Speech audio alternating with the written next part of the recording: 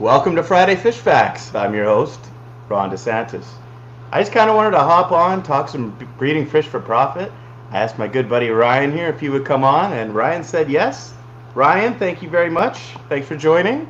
No problem. Good to be here, man. Good to see you. Hey, everybody. What's going on?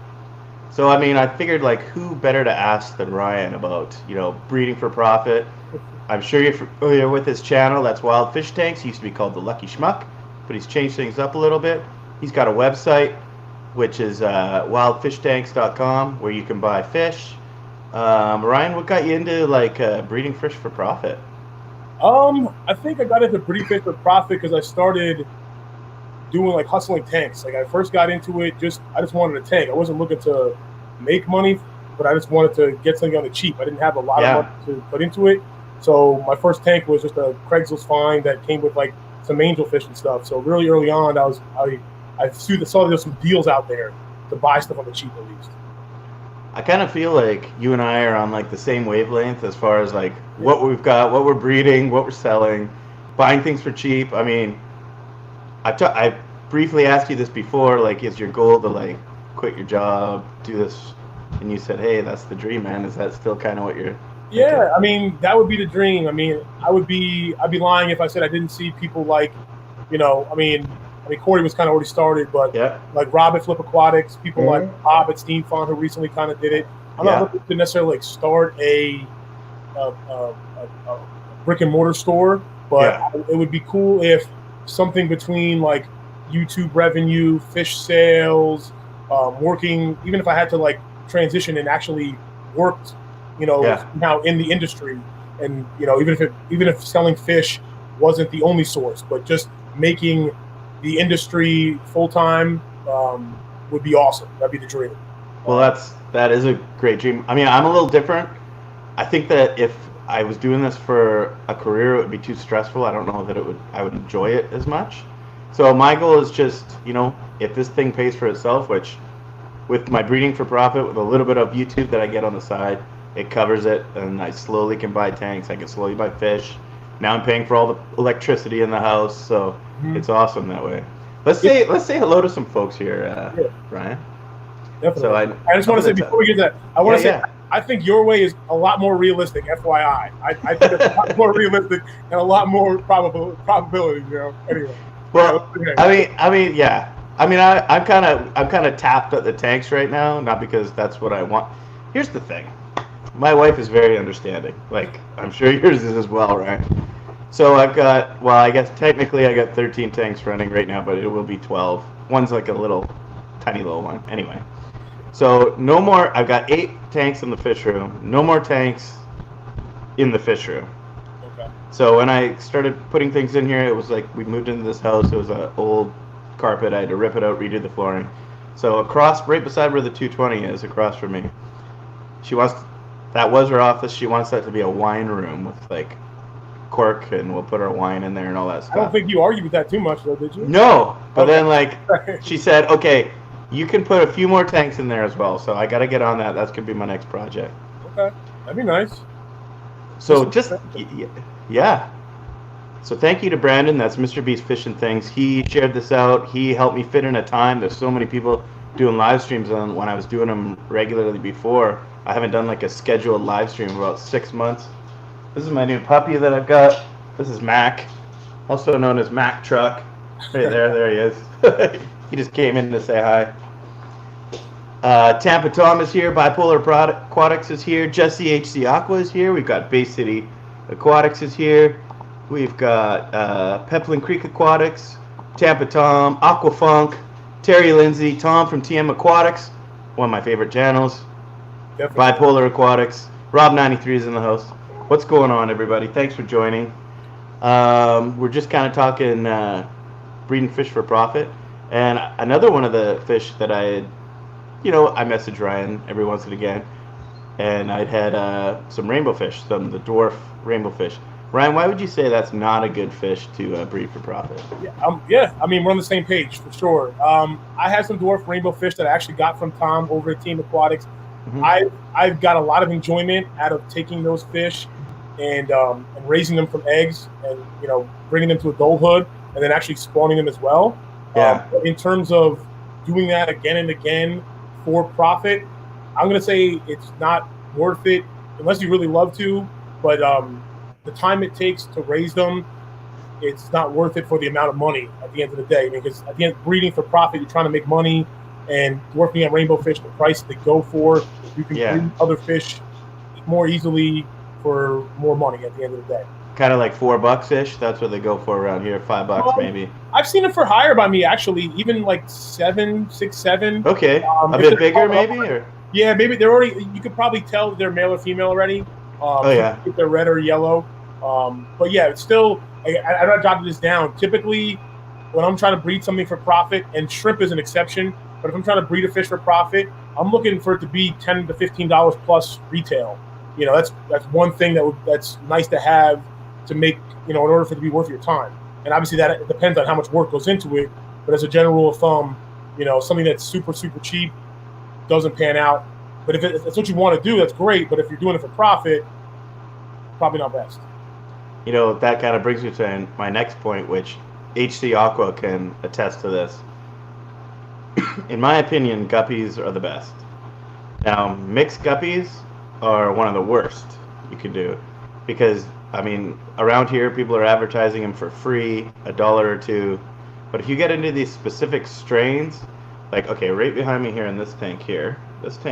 Okay, so I bought 2 pair at Aquarium Co-op in August for $25 per pair. I sell them for $25 a pair. I've got 2 tanks full of these things. I spent $50 investment, which has paid for itself long ago. I was going to say, I'm not a mathematician. I'm not good at that stuff, but I know that those are good returns. They say that stock market returns are 9%. That's a lot more than 9-10%. I know that. Exactly. The one below, the tank below, those are blue Moscows. I bought 1 pair, and then I was gifted, luckily enough, a female. But then I bought another pair for like $32 at a swap. But again, this tank is packed, and I can sell them for anywhere between $25, $30. Yeah, no, that's a great point. I learned that lesson early with the bristlenose plecos. Obviously, the difference between a mutt guppy versus a strain that breeds true, or a fancy strain that's got more desirable demand. Same thing with super red plecos versus the brown. That's the reason why I bred brown super red or brown bristlenose plecos to start with. Yeah, I had tons of them, and I couldn't find anyone locally to buy them. And if I did, they only wanted to pay pennies on the dollar, and it wasn't worth it. And super reds are just as easy to breed, just like theoretically. I know it's not exactly the case. Some albino strains are a little more difficult. I hear they eat their fry. For guppies, yeah. For guppies. The straight koi guppies, yeah. But for the most part, breeding a mutt guppy and breeding an expensive strain of guppy is very similar in terms of difficulty. Right? I'm looking at. Yeah, I totally agree. I'm going to get to Aquafunk's point here in a sec. But in the last fall auction, I sold off my breeding pairs and my other breeding, just regular albino plecos. And I thought I had none left, but then I found like 6 fry, which have grown a little bit now. But I am trying to get rid of all just the albino ones. They still go okay. Like a breeding pair still went for like $32 at the auction. For albino. But why not do, like, I've got 3 tanks full of calicos now. I've got this 90-gallon, which here, let me just flip it over here. Behind me here has got 5 in there. Oh, let me turn it this way. There's 5 super reds in there, 1 male and 4 females. And then that's the one that I really want to get going, because the calicos don't give you as much here, but the super reds, that's where it's at. Yeah, but the calicos still do better than the browns and albinos. For right? sure, yeah. Okay. Yeah, and there's a good point you made about the sex pairs. Like, you're right, sex pair stuff, the price usually skyrockets. That's the number one question I get asked. People trying to buy fish is, yep, you have male or female? Do you have male or female? And I understand, like, I want to breed too. I would want that too, yeah. And that's why I started doing this, like, this little chart. I don't even have it on me, but it's this is probably, once again, it's math, probability, but just let me know, okay, if I buy 1 fish, obviously you can't get a pair, 2 fish, 50%, 3 fish, 75. When you hit 4 fish, it goes to 87.5%. So it's a jump from 75 to 87.5% when you invest in 4 fish. And then when you get to 5 fish, it's like the low 90s. And usually 5 or 6 fish is a sweet spot for me because I know that the probability, and at the end of the day, it's like, it's investing. I look at it like a business, like when I'm bringing the profit, and I'm going to spend X amount of money, just like you said you spend 50 or was it $25 a pair on those guppies? $25 a pair, yeah. Which normally people say, ooh, that's a lot of money for a pair of guppies, which it is. But you can recoup that and then some. Same thing with the super reds. I recently bought longfin super reds, for a couple of fish, I invested almost $200. And to be honest, I'm probably going to sit on that for a year. And hopefully I get a male and a female. Yeah, 8 months to a year, yeah. Yeah, but that's kind of a gamble or a bet I'm willing to take in terms of my business. It's a calculated bet, but that's how I look at it. I'm like I bought the super reds. I bought them from Mile High Plecos for $5 each, super small. But then I hung on to them for about 8 months till they finally had their first batch. Yeah. Aquafunk's got a good point here about not selling or trying to sell expensive fish, and Ryan and I were talking about that earlier too. Especially for someone like me who doesn't ship, I'm local only. That's a tough fish to unload. And another one of the reasons why it can be expensive, like Apistogramma cockatoidu here is pretty expensive. It's not very common, maybe $25-$30 a fish, and then you need a male and female. Yeah. I have raised those.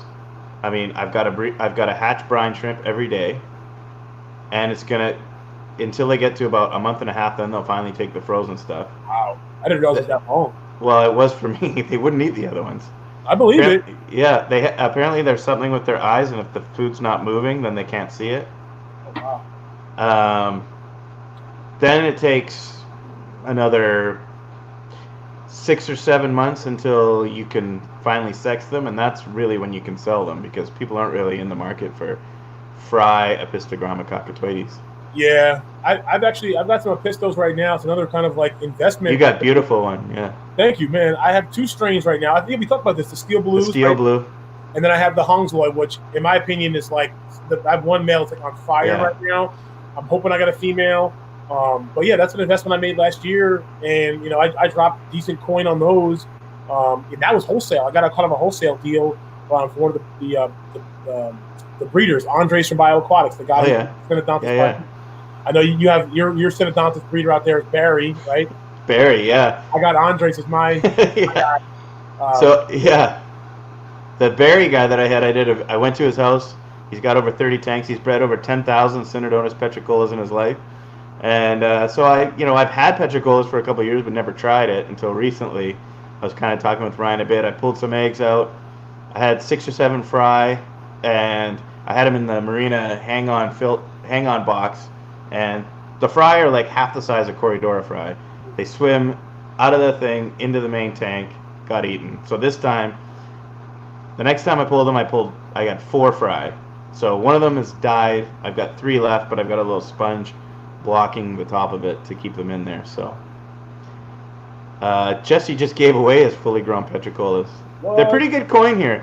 They used to be pretty expensive. They used to be about $20 to $30 each. Now at the auction you can probably get a pair for $17 or $18. Yeah, I'll say I think usually they're somewhere between $15 to $20 each. And that's tiny ones. Yeah. Someone in Hawaii out there got a heck of a deal. Now, I love petricolas, but petricolas are also not on my list of fish to breed because of the difficulty. Plus, I mean, Barry had 1,000 petricolas in his garage that he can't unload. So, I mean, do we really need another person in the area trying to sell them? A lot of people don't know that petricolas can go well in a community planted aquarium, not just the African cichlid one. So, that brings us to African cichlids too. I mean, I don't know if it's the same with you, but like, there's a tank at one of my LFSs, actually the one that Brendan Flynn's Fish Forum works at. Yeah. And there's it's hybrids, and I've never seen it change. And they're like, I don't know why we took these in because they're impossible to sell. Yeah, I made a joke when I shared this stream on my community tab yesterday. I made a joke about why bring your questions, why you can't unload your 500 African cichlids. And as a joke I made, I know there's one guy here in Orlando on the east side of town He actually does some importing, and he breeds some African cichlids, so he has a name. But I've had people reach out to me on Instagram or in person, or when I have a Craigslist ad selling something, people will say, "Hey man, I see you selling these. I got a bunch of African cichlids to unload. Can you help me out?" And in my experience, when I get a tank, if I buy a tank or get a tank for free and it has African cichlids, I'm tipped, unless it's like maybe some big fancy show peacock, whatever they're hiding stuff. I'm happy to try to get them to a home for free quickly. Yeah. That's what the comic book costume is. Yeah. It's not a lot of money. If you have a name and people want to go to you for a specific species, then maybe. But I think that they're just kind of a dime a dozen at this point, really. No one wants to buy them from hobbyists, at least in my experience. Which even Barry has like a couple tanks, huge tanks. And I said to him, "Do you sell these?" He's like, "No. I would, but no one will buy them." Yeah. He's selling yellow labs for $2 or $3. You know, it's tough in that way. Yeah, no, I mean, I believe it. With the Petricolas, he may have to do like a wholesale, you know, like I think it's he does. He sells to all the LFSs around here. That makes sense, because that there I could see some demand there, because that's a rare enough fish. Yeah. Whereas the labs, they probably can. They don't even want to buy those, maybe. No. But the Petricolas, that's a little more difficult fish, because I know at least down here with Andres, he breeds them. I won't drop names, but if you see other stores or other big outlets that sell them, they're not breeding them. They're not getting. Andres breeds them, and when he feels like selling them to other people wholesale, he will, and then you'll see them listed on his website. Because when I was first looking for them 2.5 years ago, I was looking, everyone was out of them, and eventually people started saying, "Well, everyone's out of them because there's only one guy who breeds them, and he's holding on to them right now." And that was Andres at Bioaquatics. Yeah. I see Peplin Creek Aquatics. It says Shelleys are good. And I know you recently got some Shelleys. That's something. I mean, the Brichardi. I would like to get into something like that. What's your? I've never had them. What's your experience? I know that Aquaphone Jay last year when he had the She Shed, aka Funky Fish Shack, when he had that thing going on, I went over there and dude, he had like a pair of it was either Brichardi or Daffodil cichlids, but he bred them in like I think a 20 long or something, and tons of fry, beautiful fish. I actually have them in a 125 Lake Tanganyika community, and I noticed like a few fry the other day, but like 2 fry. So the Daffodil cichlids, I don't think they're difficult to breed, but if you got them in a community, they're going to get picked off. And I got Guppies in there, which actually bred for me as well, or they laid eggs against the glass. But after 2 days, they had been eaten by who knows what, because once again, it's a community tank. Yeah, exactly. They like convicts. Convict cichlid, another, man, the last auction. There's a couple I want to go through with that don't sell well. And I'm not saying you shouldn't breed these fish. Like, I'm going to show you guys another thing of like what other fish that like I like to try to breed, but the difference between breeding them for profit and just breeding them for fun. But convict cichlids, the last auction that we had, the people no one would even take them for free. They had to take them back home and there was like 100 people at the auction. No one would take them, not even for free. I believe it. I mean, there's some specific ones. Like I know Rob has the polar blue convict cichlids. Yeah, those are nice. And there was some guy. This is not always 100% accurate, but obviously, if you get chatter, people are talking about stuff. Like right now, one of the ones is the longfin green dragons. Not everybody, but you hear that being chattered about. To some people, that's like the next thing. I'm not saying Snow Whites, yeah.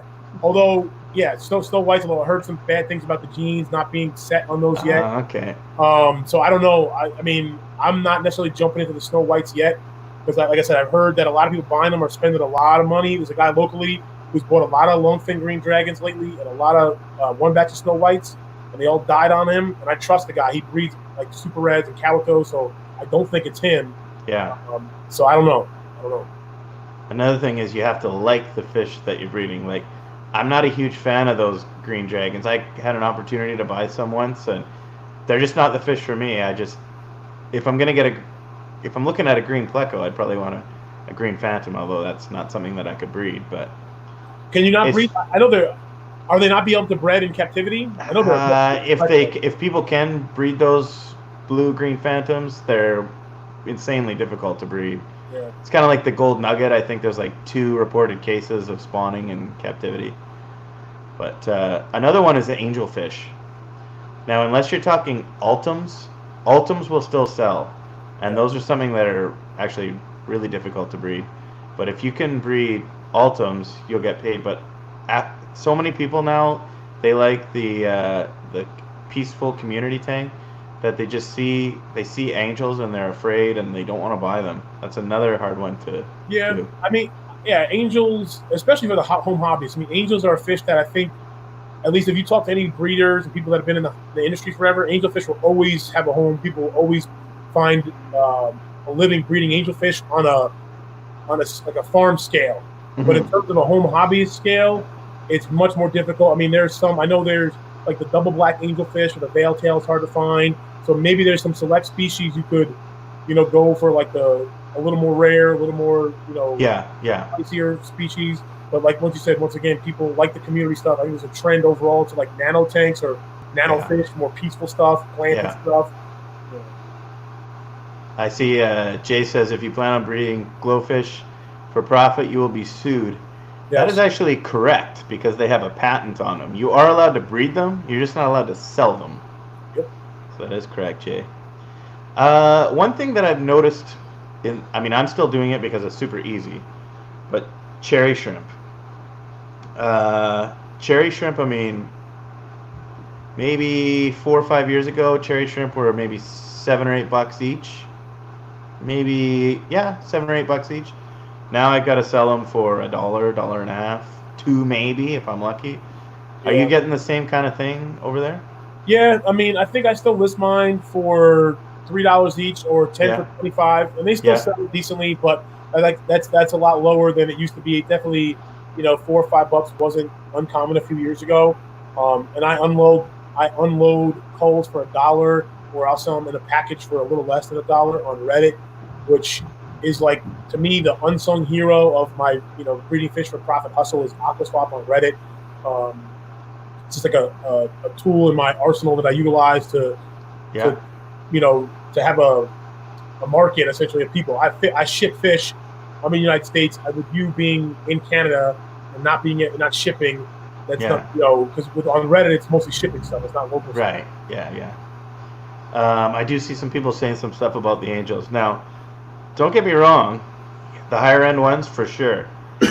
Jay said he made $250 a week selling marble angels in Jersey.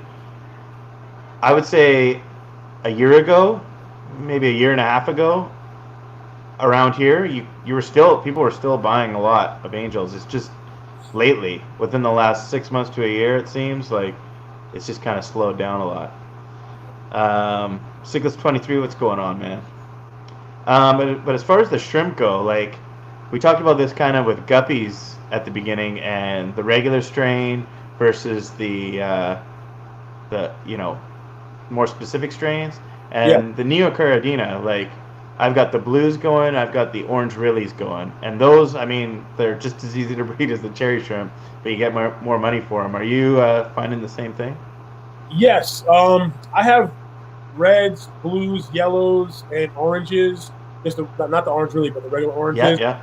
And I agree. They're the same shrimp more or less. I'm not sure if it's because of the color variation. Yeah. But for whatever reason, my yellows have never boomed like my reds seem to boom the most. Oranges are booming fine. The blues are okay. The yellows, and I've got them from 3 different sources now over the course of 2 years, year and a half, 2 years. And they just kind of like seem to hang on. Maybe you get a batch here, there. I actually talked to a guy locally who's got a tank of them cranking, and he says this. I don't know why. He didn't give me a reason why, but I may try it. He said his yellows seem to do better in a bare bottom tank. Okay. Interesting. Whatever. I don't know, but if I was gonna add another one, I've been thinking about adding yellows. So yeah, the gold. I like the yellow golden backs. I think are awesome. Those are cool. Yeah. I'm either gonna do like the yellow Neocorydoras, or I might do the tangerine tiger, which just because they're pretty available here and they like a softer water, which is what we have naturally, so they might do okay. I think it'd be fine. And I heard locally. I don't think I'm gonna. They're a Corydoras. I was gonna say I've heard recently that some of the tiger species of the Corydoras tend to be a little more easier or more closer to the Corydoras, I guess. Which I didn't even realize that. I just always heard like Neo's easy, Corydoras harder. I didn't realize that in the Corydoras, some of these tiger species tend to be maybe a little easier, not as easy as Neo's, but I've seen some people on AquaSwap recently who have been Sorry. selling. You're fine. I think the people on Aquaswap recently who have been selling Neos, and they keep them in tanks. They show their tanks off, and their tank has one piece of the Neo and one piece of the Caridina, however you say it, Yeah. the same tank. What about Corydoras? How do you feel about Corydoras? I feel like Corydoras, I gave up on them for now. And that's The just Pandos, right? the pandas and the stir-buys. That's either me, I bred the Corydoras once kind of on accident. Like I knew they were getting fat. I was feeding bloodworms through a breeding mop in there. I had panda cories in with the flagfish, which the panda cories are breeding, but at the same time I didn't realize the flagfish were also like harassing the crap out of the panda cories. Right. But I pulled them off and was able to get like one baby panda cory. But since then, since I've been able to get the plecos going, since I've been able to get the guppies going, since I've been able to get the shrimp going, the cories, I know they're not an extreme amount of work, but the level of work compared to what they sell for, and once again, panda cories and stir-by cories both retail under $10, so that's kind of just not worth it for me at this time. I totally agree. Like, I mean, I am breeding cories. I'm just breeding the albino cories, but I've got a lot of them going on. I've got them in their own 20-gallon tank. I've got the fry kind of. There's some in here. Well, juvenile. They're not really fry anymore. They're almost sellable size. And then I've got a 5.5-gallon with a bunch of fry in them. But I mean, you got to pull the eggs.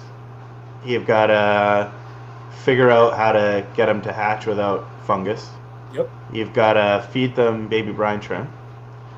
You've got to, well, in my experience, you got to feed them those first bites at the very beginning, and then you switch to baby brine shrimp. They take a long time to grow. And I can sell a bag of albino cories, 4 or 5 cories for $20. So it's not really worth my while, but I just really like them. But I wanted it as a good practice because I'm buying some cories from TM Aquatics, who we saw on here earlier, Tom. I'm getting some green lasers from him. Now, not all cories are the same, but the green lasers, the albinos, the bronze cory, those black, some people are calling black Venezuela, but they're not actually black Venezuela, but the black. Yep. They're all, and I'm going to butcher the name of them, but they're like C. Anuus or something. AENUS. I don't know. Yeah, but they're all that species of cory. Oh, so, the C and newest. That's like the basic one. That's like the basic one, right? Yeah, but they're all that. They're all the same. They're all different variations. They're not like the panda cory's different. And I've got a bunch of the Adolfos upstairs that I hope to breed one day. Jesse's just asking if I bred them yet. No, sorry. I was gonna say, wait. So you're saying that the brown bristlenose pleco is to a super red, as an Aeneas cory is to a green laser? Correct. Yeah. I did not know that. Green laser. Yeah, orange, gold. So okay. I've been breeding the crap out of these albino cories since about June, and I've gotten decent at it now. So I want to expand and get into the green lasers because the green lasers are going for about $30 each at my LFS here. Yeah. No. And so if I get a nice starter pack from Tom, which as soon as Tom tells me as soon as the weather gets better, he's going to send them. He'll send them to like northern Washington State. I'll just drive down, get them, and bring them back. I'm going to get those things going. And to answer Jesse's question, so Jesse, I bought some Adolfos. I bought them December 26th, I think. I think it was, or right in around there. And when I bought them, I was told by the breeder that it was going to take about 6 months till they were ready to breed. So no, I have not bred them yet. Yes, they're still my favorite cory. Yes, I really want to breed them. I mean, and that's a $15 cory. I was going to say 15 all day. I saw, when I was at Jack Watley Discus last year, dude, I saw like a school of over 100 of them in one tank, dude. It was amazing. Yeah. Gorgeous cory. Gorgeous cory. And then on the tank over here, so to the left of me is my third strain of guppy. So I'm sure a lot of people are familiar with Bentley Pascal's channel. And he's got the Blue Hawaiian Moscow guppies, the Luke Roebuck line. So when I went down and did a fish room tour of his house in May last year, I got some. He gave me some. And so I've got that going on in that tank. But then I've also got these 4 emerald Corydoras, which I bought as juveniles at the AJA auction. Now I've almost had them for a year. They've never spawned. I'm going to go for another couple months, and then I'm going to give up on them and just kind of move on from there. Do you think you have males and females with the 4? I mean, obviously you have a good chance. Right? You have a 87.5% chance. I don't think I do. No, you don't do. I'm pretty sure that I have 3 females and probably 1 male. Ben wants to say Hey, hi. Ben. Yeah. Hi. He might not be able to hear you. You have to say hi. Hey, You have to say hi into there. Hi. Amelia, you want to say hi? Hi. You have to come over. Amelia. There you go. All right. But yeah, as we were talking breeding, Ben's tank is the one. The albino Cory parents are Ben's, and Okay. Ben really wanted the orange really shrimp, which is his tank. And then up top, he's got the CPD, the Celestial Pearl Danios. I tried to breed those, but I think the heat got to mine. They're more of a cool water fish. Right, which I keep that tank a little bit cooler because the Corys like it cool. It's about 75. Yeah, that's not bad. Yeah. So far nothing yet. But again, we bought them the same day as the Adolfos, so we'll be patient.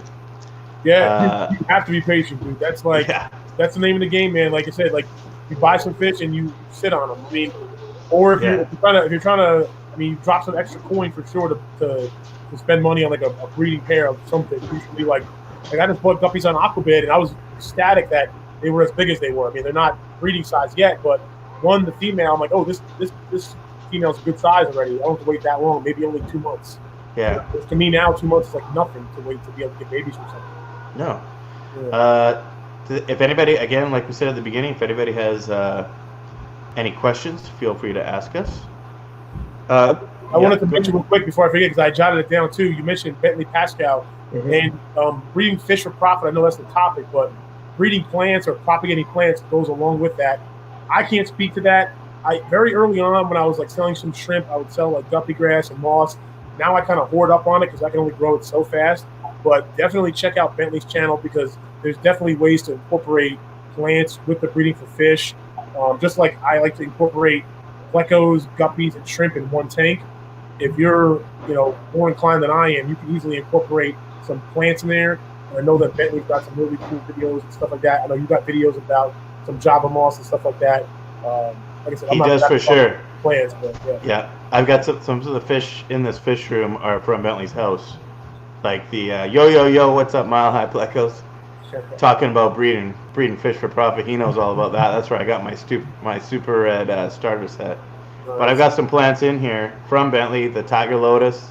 But back to Java moss for a second. Yeah. That's actually like when I first started going to the club meetings. Thank you very much, Quarian Thoughts, live streaming for profit. I appreciate the $2 super chat. The Java moss, like the very first time I only sold plants because I was like, oh, what if these people don't know me that well, and what do I do with what if I sell them some fish and they die? So I was like, I just started selling Java moss and water spray. Right now, I don't really sell the water spray because a bag gets me like $1 now. But ever since the first auction to this day, I still sell Ziploc sandwich bags of Java moss for $5. I believe it, dude. It's such a great tool. Like I've got how many tanks do I have packed with moss just for breeding? Except for one. Sorry to cut you off. I've got the Sawasser tank just to change it up in a tank. But other than that, Sawasser tank. I have a little bit of Sawasser tank. I get my Java moss to grow a little bit. The Sawasser tank grows even slower. But yeah, Java moss, it looks cool. It's versatile. I mean, it's good for guppies. I mean, you almost need it for some of those like for the rice fish I'm playing around with. It's good for all that stuff. It's good for shrimp. For sure. I know I won't drop any names, but I know some guys who own that are more in like the commercial space, have like stores or whatever. Yeah. They'll go to local fish clubs and then just buy up all the hobbyist Java moss and then resell it because they can't buy it or propagate it quick enough. So they'll go buy it on the cheap at the fish clubs and then put it on their website or sell in their stores. Yeah, I believe it. There's a guy that comes to ours and does the same thing. Mm-hmm. There's a question here from Sandy. Ron, how do you manage Mens as a fellow Canadian? I have a Oranda, which is a type of a goldfish with a possible ulcer on his head. That is a tough question, Sandy. Maybe, I don't know what province you live in, but things like General Cure and erythromycin, antibiotics, they've all been banned in Canada. So unless you stocked up, which I'm almost out of. I have a little bit of General Cure left. I have a little bit of erythromycin left. Can you still hear me, Ryan? Yeah, sorry, but my Yeah. dog. Oh no, I thought it sounded weird for a second. We're reduced to like Melifix and stuff like that, or going to a vet. But Sandy, if you're in BC, hook me up on Instagram. Shoot me a message. Oh, you're in Ontario. Okay, that's a little more difficult. Okay. I'm not sure exactly then. So, for my American viewers who aren't sure where Ontario is, that's like north of New York, and I live north of Seattle, so other side of the country. Yeah, you guys deal with a whole different set of rules up there, rules and regulations. Well, they're new. They're worried about like people dumping the medications into the water. Yeah. So they've been banned for almost about 2 years. Okay. Maybe not that long, year and a bit. So fairly new stuff. Jay has a good question. What do you guys think about breeding for profit against importing for profit? That's something I had jotted down. I won't say specific names, but you see a lot of people will start out and try to do it themselves and try to only breed. And I think Dan's Fish. Yeah, like Dan's Fish. Exactly. Yeah, Dan's Fish tries to only breed. There's a few other people out there that try to only breed. But eventually, I think from a business standpoint, you have to start importing when you grow. Like if you're trying to make it your sole source of income, I think it's very difficult to only breed stuff unless you're huge. And even then, a lot of the big farms still import some stuff because they got to offer variety. You need to offer variety. Yeah. That's important. Even as a small business hobbyist trying to breed for profit, variety is important. Like you're hustling cherry shrimp. When you add on to make the sale bigger, that helps you because there's like if you meet someone to sell them $10 with a cherry shrimp or $50 with a cherry shrimp and guppies and moss, the minimum investment is the same. Like the extra amount of time is like nothing. Aquafunk saying instead of Melifix can't use tea tree oil. Yeah, you could. I mean, Melifix is still on the shelves here, so in British Columbia. So maybe things are a little different over on the east side. As far as same thing, importing for profit. I think that's going to be. That's also how King Lee started with the Twin Cities Guppies. He wanted to do it breeding, but I mean it's got to be hard to keep up. I think he even had like 50 tanks going trying to breed for profit, but. Yeah, I'm not against it though. No, I'm not against it either. I think obviously you can't say that you can't say, oh, I bred these cherry shrimp in my garage and then import them. No, that's messed up.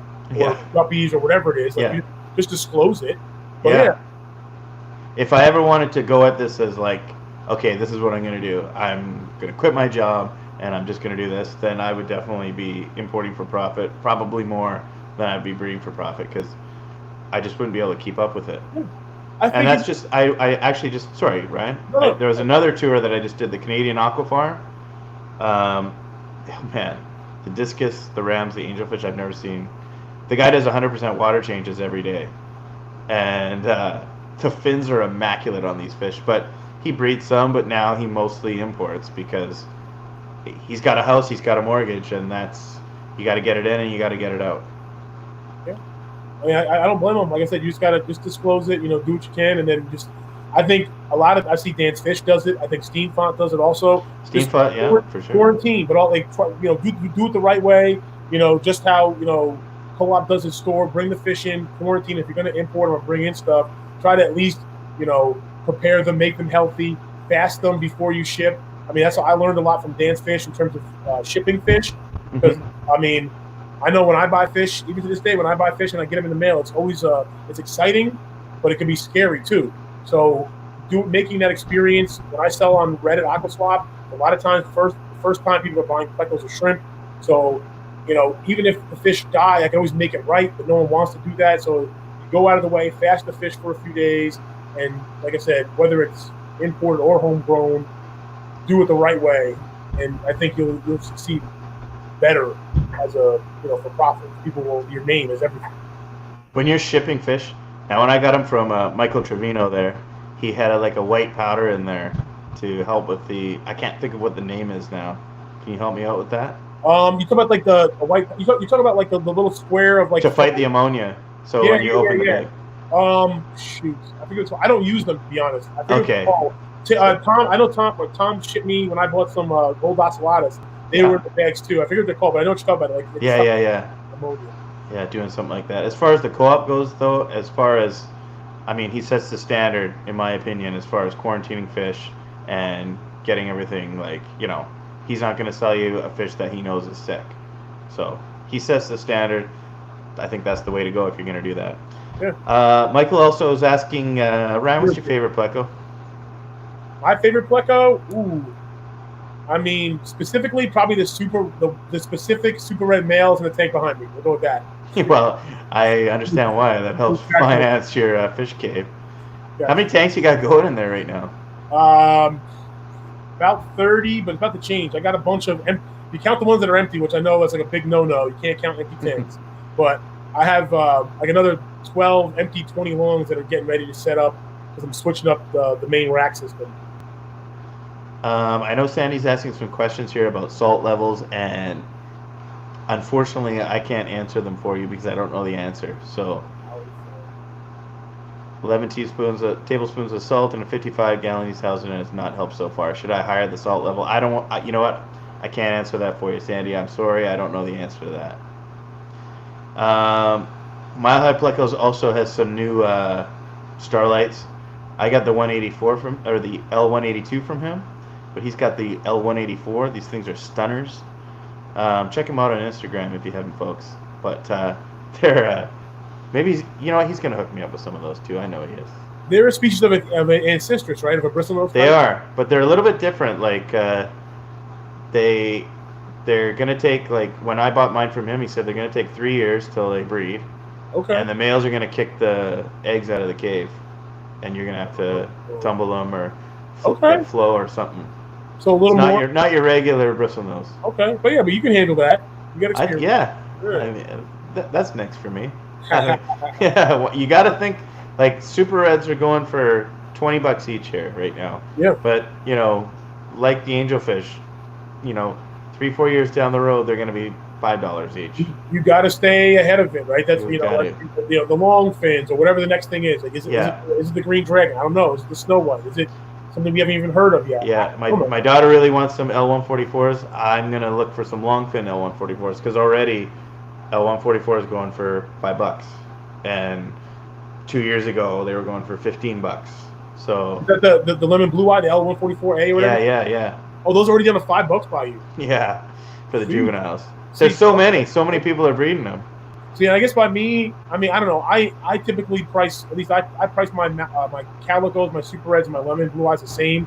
I know some people do. Some people have them a little different. Some people have, like, calicos much higher, super reds in the middle, and lemons. I don't know. But yeah, I mean, you're right. I mean, in a few years, who knows what the price will be and what will be the hot item. So, what do you think? So you've got guppies going on. I got my other dog here now too. You got guppies going on, you've got shrimp going on, you've got plecos going on. And you've got some plants going on. You still have them on your website too, right? Yeah, I got some floaters and stuff. I have to. I got to figure out a way. Most of my floaters grow best outside. They do okay in the tanks, but my whole lighting is terrible. My plans are to, when I switch up the rack system, change up the lighting. And just to address Jay's question real quick, I'm not putting more racks. I'm not putting more tanks in the ground. I'm not using the very very skateboard or what are you on there? Were you on like a skateboard or something to get to those low tanks? No, my big butt was just on the ground on the concrete garage floor. I do all the time. But yeah, it's not practical. And I got shrimp down there and harvesting the shrimp. Someone's coming over to buy shrimp, and I'm laying on the ground getting shrimp. And, yeah. So people come to your house and buy fish, right? Yeah, I'm slowing that down. I mean, locally, I met up with some people, and I got some Craigslist ads, but it's draining to. I mean, I know some local friends, they don't even want to do individual sales. And a lot of people don't like retail sales because, fish. In my opinion, fish people as a whole are amazing, but it doesn't matter if you're an awesome person. Like, it can be draining to deal with, 50 different people. So some people, when they sell, they like to sell wholesale at a pet stores because they're dealing with one point of contact, 2 points of contact. Whereas people's lives are busy. They want to meet this time and they got to change it. and that could be draining. So I'm trying to prevent that with online sales. It's like I can ship once or twice a week. I don't gotta make it appointments and stuff. I agree. I'm thinking about slowing that down a little, maybe. I mean, that it's great to like have people come over and whatever. Usually, I have all the fish caught before they get there, so then I'm just handing them a bag.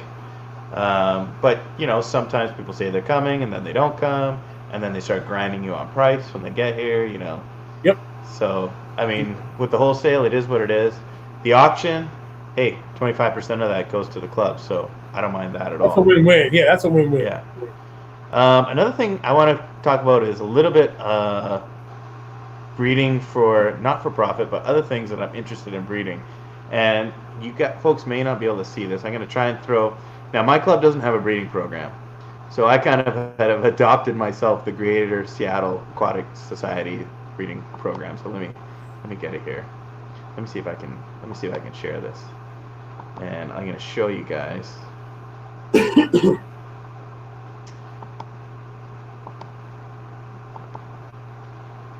Okay. So right here we've got. I know it's going to be kind of small. It looks big on my end, and I don't know how to make it bigger for you guys. But you got novice 25 points, intermediate 50, advanced 100, senior 200, master level 100, 400, level 2 500.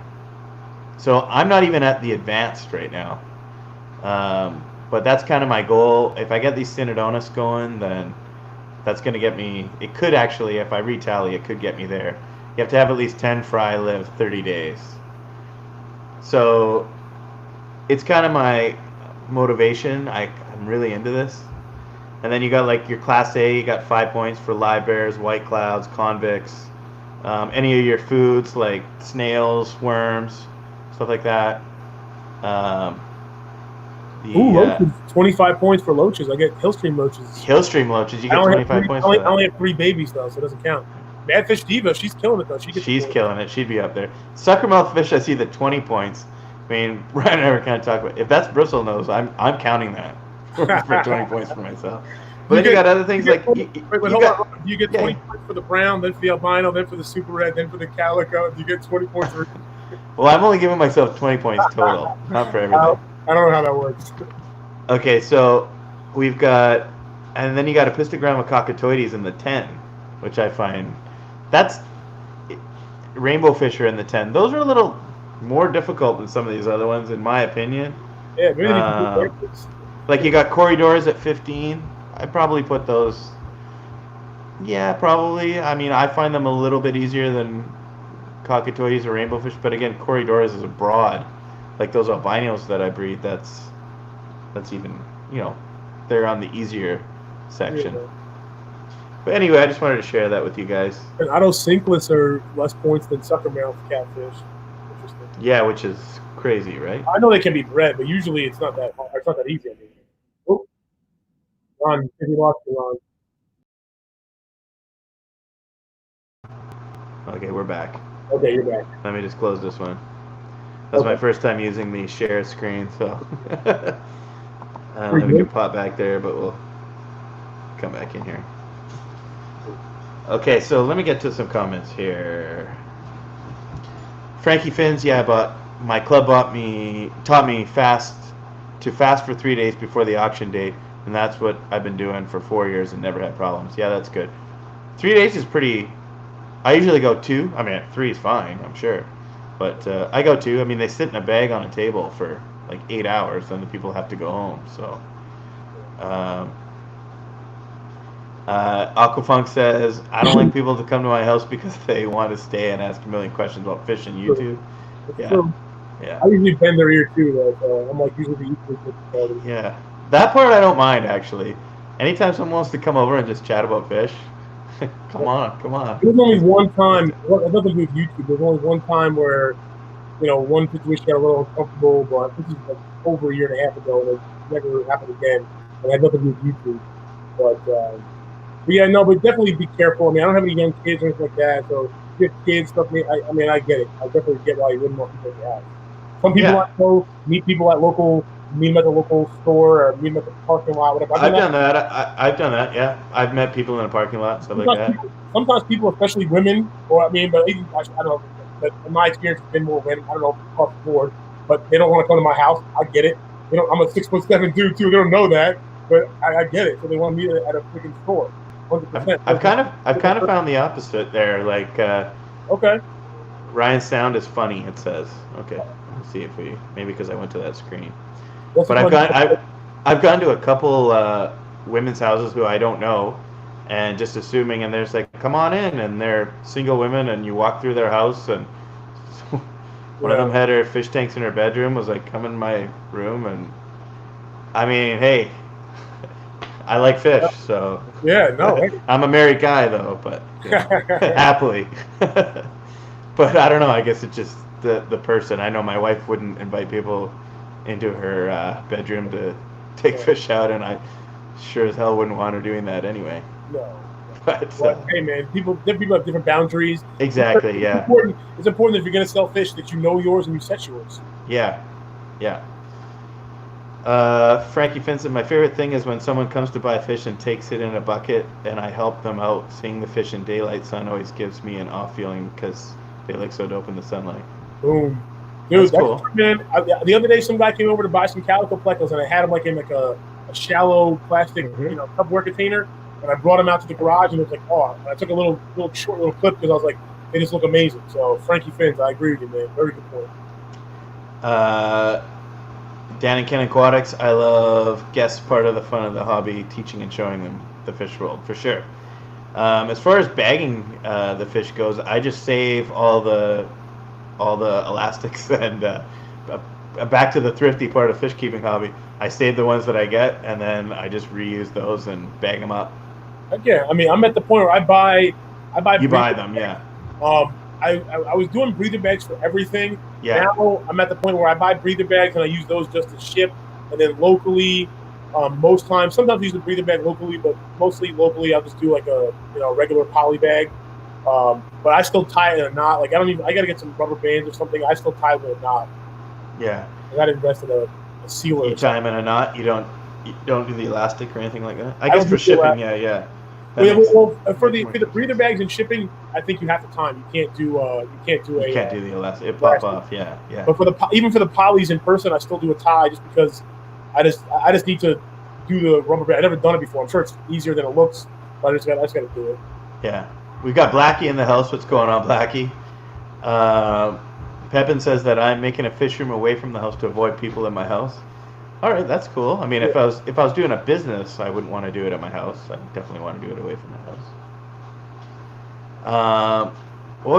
I think. What do you think, Ryan? We go for 5 more minutes. Yeah, that's cool. I jotted some stuff down.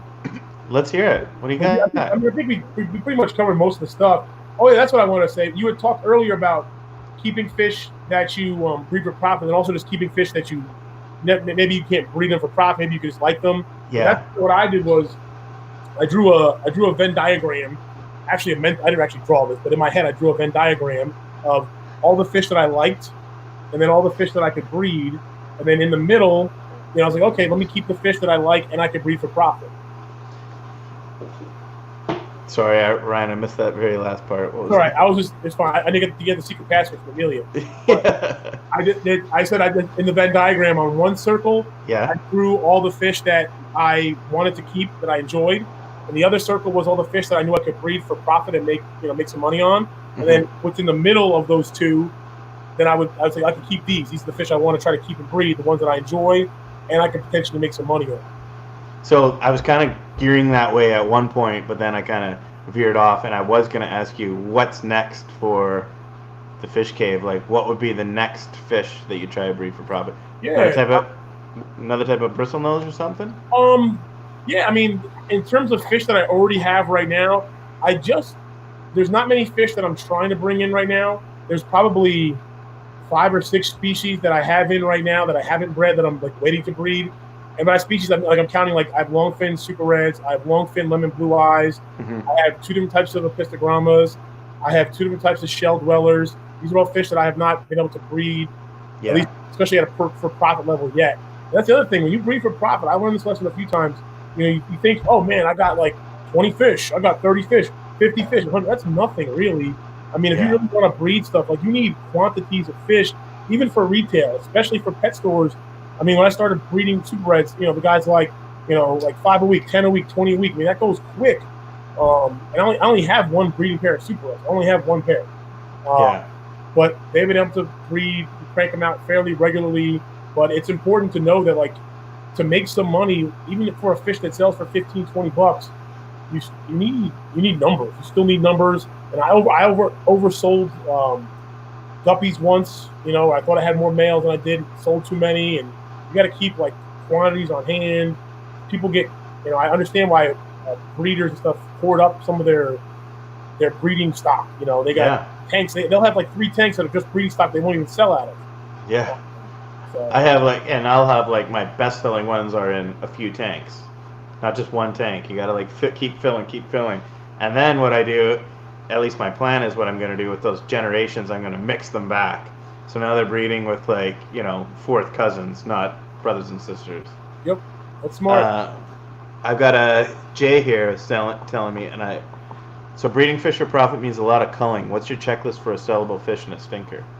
Well, I'll quickly answer that on my end. As far as the shrimp go, because I don't sell them for a lot, there's no culling. I'm not culling through the shrimp. I'm just selling what I'm selling. As far as those, like the tuxedo koi guppies, sometimes the females, they don't have orange on their nose, or maybe they don't have very much orange on their tail. Those ones just go into the mixed guppy tank. And instead of being worth $12.50 as part of that half or whatever, it's going in the mixed guppy tank, which is $1 or $2. Yep. Jay, Brian, what about you? Yeah, very similar. I do cull my cherry shrimp. Typically with all colors of my shrimp, I'll do a cull grading. So I'll take any shrimp out that I don't think are of grade, and I'll usually sell those on AquaSwap on Reddit for pretty cheap. Yeah. I put them together in packages though. So instead of you want 1 or 2 shrimp, I'll put together 20 shrimp, 30 shrimp that are cull grade and sell those together. That way, even though I'm getting less per shrimp, I'm selling them in more of not a wholesale quantity, but kind of that mid-range quantity as opposed to 5 at a time to make it worth a while. And then with the guppies, I haven't really got to that point yet.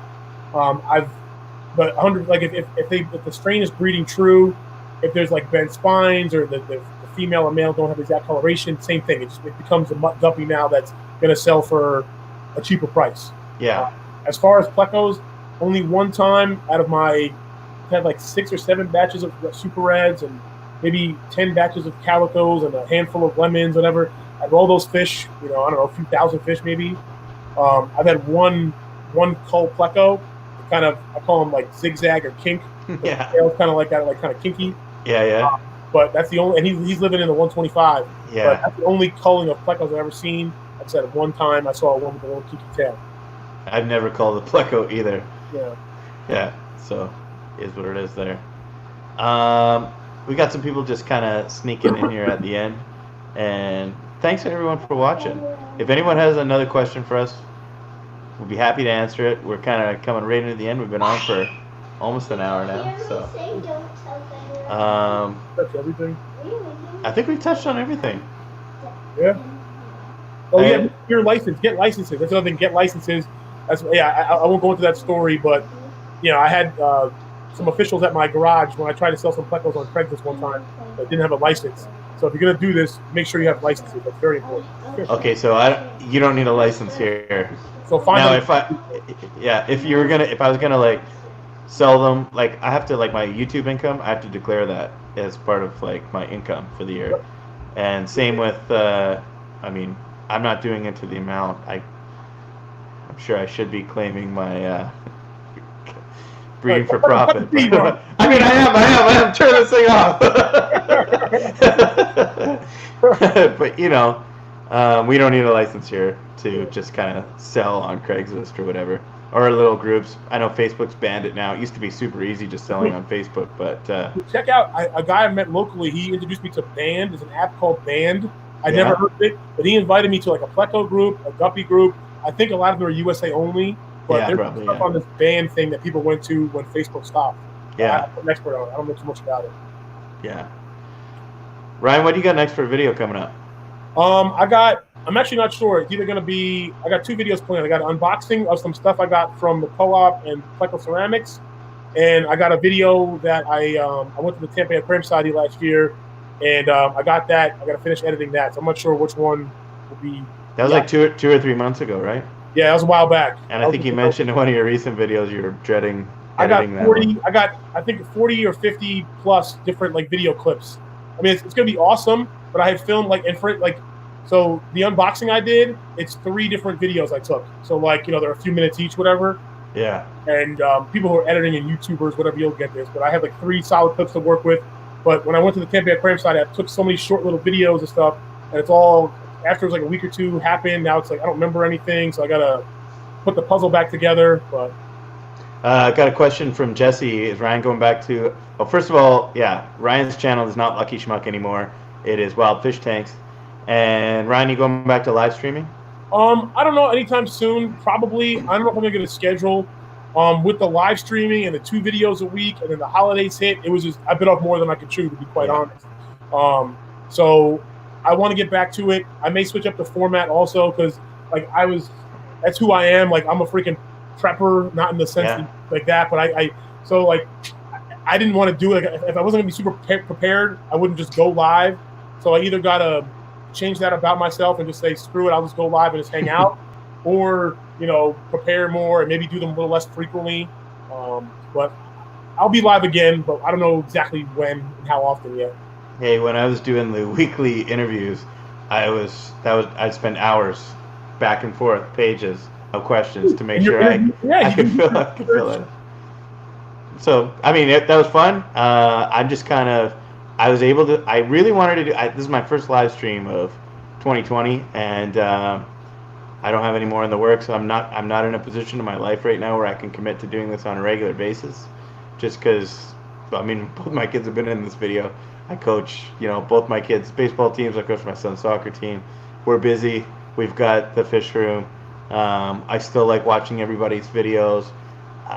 When something comes along, I'll make my own video, but I'm not like putting pressure on myself to make a video every week. And I kind of asked Ryan a few weeks ago if he would do this because Ryan was the first guy that I ever had on with me for a live stream.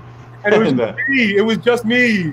It was my live stream too, and it was just me. There was no one ever saw you. It was just my ugly mug. It wasn't working. That was back on the in your handsome face, you mean? And that was back when it was like a Google.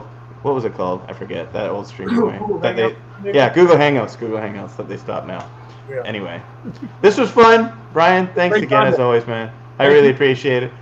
Thanks to all the guys, like all the guys that have supported me for so long. Rob93, Aquafunk, you guys are in here. So many more guys in here that and gals that have been watching for a long time. I appreciate guys coming on, especially since I haven't done a live. Probably 6 months. So I appreciate that. Thanks everyone for coming in.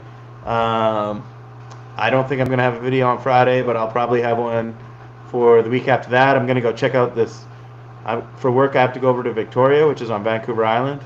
And they got this really cool pet store there, which I'm going to go check out. They've asked me if I would make a little video while I'm there. So Do it. Yeah, well, I'll probably do that if I can squeeze it in. And yeah. That's pretty much it. That's all I got. So congrats. I know you and I started because both of our 2-year. Congrats to the 2-year YouTube anniversary. Yeah, you too. Right, it's kind of both of our 2-year anniversary on YouTube right around now. I know we both started at the same time. Yeah, I think you started right around the end of February. Right now, we're right around the end of January. And actually, another thing I wanted to say. Well, Ryan, congratulations! What 23,000 subs or something? Are you around there, around that mark? Something like that. Congratulations. I mean, I know that's a lot of subs, but your channel really should be up in there in the 40 to 50, in my opinion. Are you kidding me? No, I'm not kidding. Crazy that I have. I watch a lot of FishTube, man. You deserve to be up there. And I just wanted to say thank you for everyone who's. I mean, I a couple weeks ago, I think now 2 weeks or something, hit the 3,000. Thank you very much for everybody for watching. Gerald Deemer, hello. Thanks for coming in. We're popping in right at the end. But I will not have a video next week, so I can't do the normal join me next week sign off. So, stay positive, stay passionate. There you go. There we go. And we'll see you guys next time, guys. My dog is, where is he? Oh, where? Let's see. There. Yeah, that's the Jet lookalike. Okay. There. Here's my dog Jet right behind me. Jet's got a lot more gray in her nuzzle there, but yeah, he's very similar. She's almost 11 now, so yeah. All right, guys. All right. Thanks very much for joining. I appreciate it. We'll see you guys. See you guys later. Thank you.